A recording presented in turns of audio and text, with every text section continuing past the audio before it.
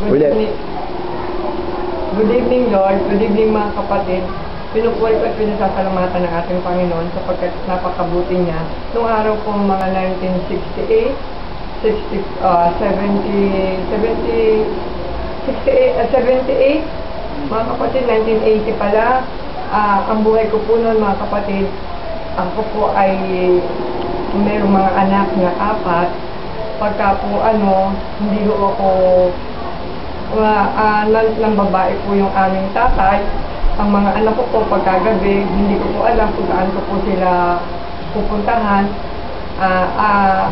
Ang sabi po nila, ako daw po ay sira ang ulo, baliw, ganun. Hindi ako pinikilala ng isang normal na nanay o tao.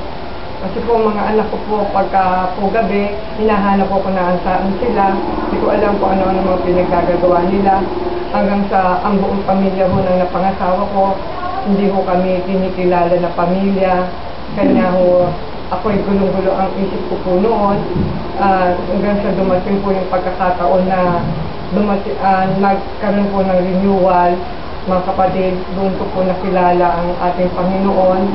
Hanggang sa binata pa po si Brother Ray, talaga pong servant of the Lord po noon. Hanggang ngayon po, mga kapatid, nandito pa rin po ako sa gawain na to. Noon po, pagkagaling ko sa palengke, hahabol po ako ng prayer meeting po dito sa servant of the Lord, sa prayer meeting po kay Brother Ray. Binata pa pa siya noon. Dala-dala ko po yung mga nakadaster po ako, dala-dala ko po yung mga pinamili ko, para makaabot ako. Mula po nung makilala ko ang Panginoon, hindi na po ako tumigil. Hanggang sa dumating po ang pagkakataon na natuto po akong palaging gumalo sa gawain, magsimba, mag-prayer meeting, magsimba, magdasal, yun po naging buhay ko. Hanggang ngayon po, dumating po ang pagkakataon na ang anak ko po, nakita ko po na sa drug addict.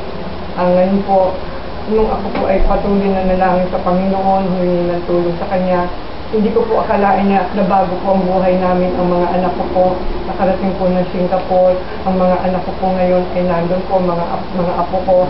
At binigyan po kami ng malaking bahay, ng sasakyan.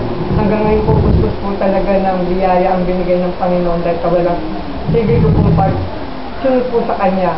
Yun po ang naging buhay po namin hanggang ngayon po. Talagang patuloy po ang biyaya na binibigay ng Panginoon. Dahil po siguro sa paglilingkod kong walang katapusan hanggang ngayon po. Nakarating po ako sa Singapore. Kahit na po, ngayon hindi ko talaga alam kung paano, kung hindi ko sinabi sa Panginoon na naglilingkod ako sa iyo, bigyan mo ako ng ganito, bigyan mo ako ng ganito. Basta po ngayon nakita ko po ang sarili ko na masaya, maligaya, mga anak ko po, magandang buhay. Nakating ko po lahat mga apo ko, malaking bahay, sasakyan at biyaya po binibigay ng Panginoon. Dahil sa walang katapos sa paglilingkod sa kayo. Purihin ng Panginoon.